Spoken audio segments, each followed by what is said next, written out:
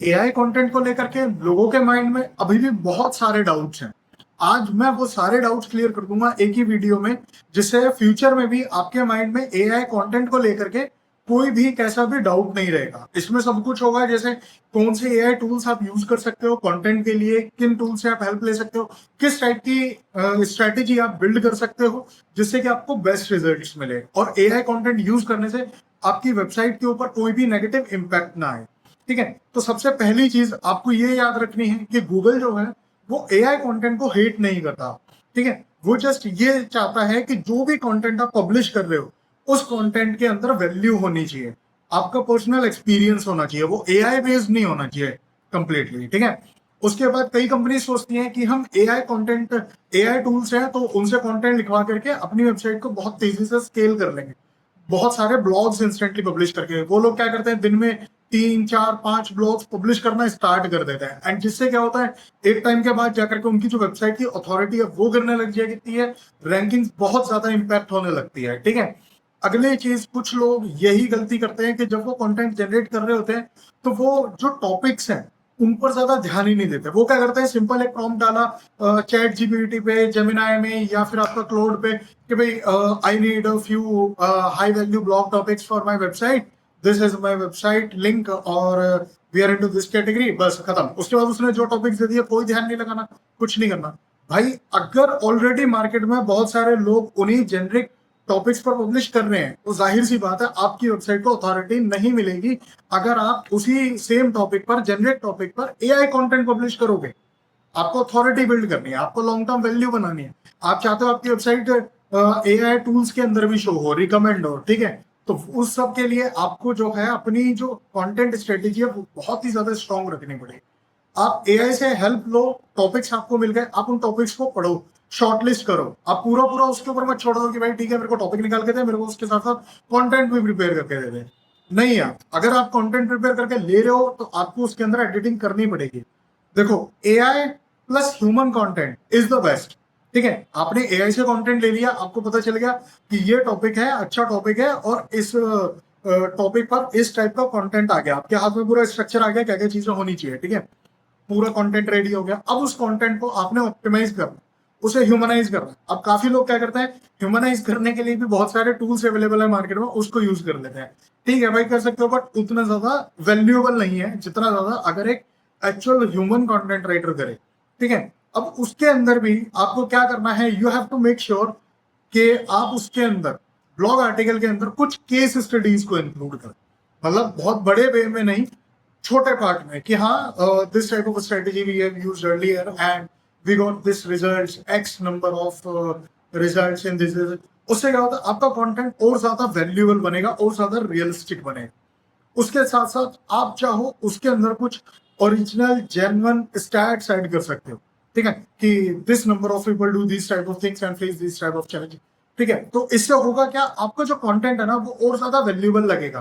तो जब गूगल भी उस कंटेंट को देखेगा तो वो ये नहीं कहेगा कि भाई वो 100% ह्यूमन ही है, उसके अंदर ये जितनी भी चीजें कही गई है वो एटलीस्ट कहीं ना कहीं बैक बाय फैक्ट्स है। ठीक है, जो फैक्ट्स आपने अपने एक्सपीरियंस से तो फेस किए हुए हैं, ठीक है, जो एक्सपीरियंस किया हुआ है आपने। ठीक है, तो वहां पर आपकी जो वेबसाइट की वैल्यू है वो बढ़ जाती है। ठीक है, तो इसीलिए एआई कंटेंट पे आपको कभी भी 100% रिलाय नहीं करना है, ना ही उसको ये सोचना है कि बहुत तेजी से स्केल करें। ठीक है, आपको एक प्रॉपर वे में उसको यूज करना है। अब सबसे बड़ा चैलेंज आता है कि प्रॉम्प्ट कैसे डालें या कौन सा एआई टूल यूज करें। देखो, आपको मैं सजेस्ट करूंगा, अगर आप कंटेंट के लिए हेल्प चाहते हो, ठीक है, आप तीनों में से कोई भी टूल यूज कर सकते हो। वैसे तो तीनों बेस्ट है मार्केट में, chat GPT, Gemini and Claude. Claude आपको चीजें विजुअली बहुत अच्छी अपीलिंग दे देता है तो इसलिए वो अच्छा लगता है ज्यादातर, तो आप वो भी यूज कर सकते हो। बट ऐसे है कि अगर आप क्लॉड यूज कर रहे हो तो उसे सोशल मीडिया कैलेंडर्स के लिए आप ज्यादा यूज करो, आपको वहां पर बेटर रिजल्ट्स मिलेंगे।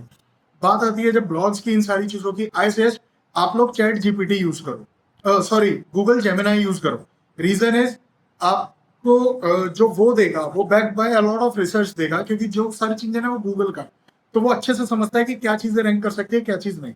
अब सबसे मेन जो सबसे इंपॉर्टेंट पार्ट आता है, जरूरी नहीं है आप जेमिनाई यूज करो, क्लॉड यूज, आप चाहे चैट जीपीटी यूज करो, सबसे इंपॉर्टेंट रोल आता है कि आपका जो प्रॉम्प्ट है वो क्या है। देखो, जो मैं एक्सपीरियंस से यूज करता हूँ पर्सनल लेवल पे, वो ये मैं सिंपली उसको बताता हूँ।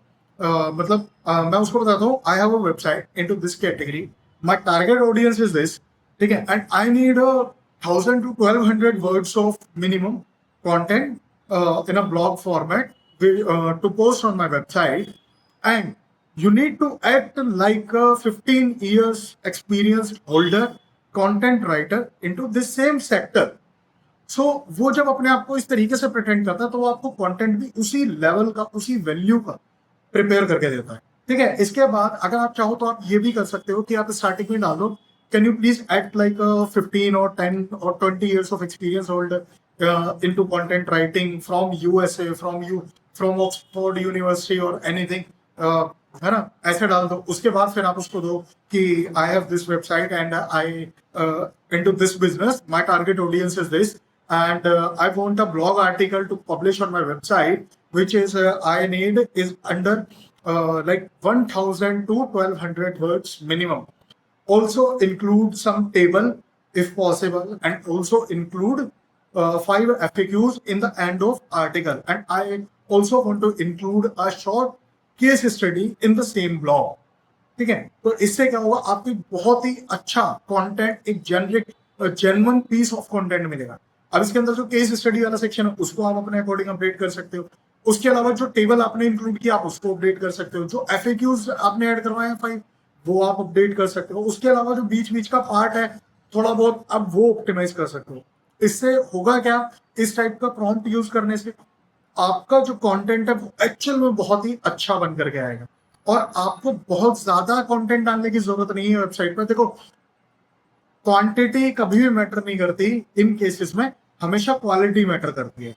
तो आपको इंश्योर करना है कि आप क्या क्वालिटी ऐड कर रहे हो अपने कंटेंट के थ्रू वेबसाइट पे। विजिटर्स को भी ये नहीं लगना चाहिए कि यार सारा तो एआई जनरेटेड कंटेंट है, ठीक है।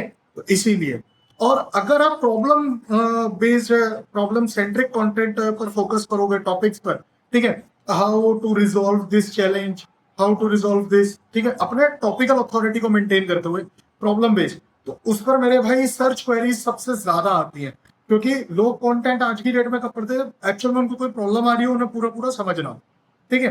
तो अगर आप जेनरिक ना डाल करके कुछ इस टाइप के प्रॉब्लम से सेंट्रिक टॉपिक्स उठाओगे तो वो और ज्यादा वैल्यूएबल चीज होगी।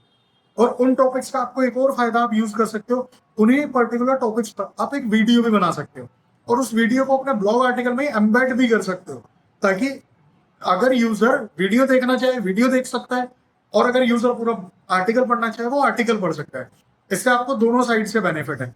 आपकी यूट्यूब पर भी ब्रांड वैल्यू बढ़ेगी, ठीक है, आपके सब्सक्राइबर्स बेस बढ़ेंगे, आपके लिए मार्केटिंग का एक और पॉइंट अवेलेबल हो जाएगा, और साथ में आपके ब्लॉग पर अगर कोई पढ़ता है तो डेफिनेटली आपकी वेबसाइट का ट्रैफिक बढ़ ही रहा है, और साथ में आपके पास जो लीड्स आने के चांसेस है वो भी बढ़ रहे हैं, ठीक है।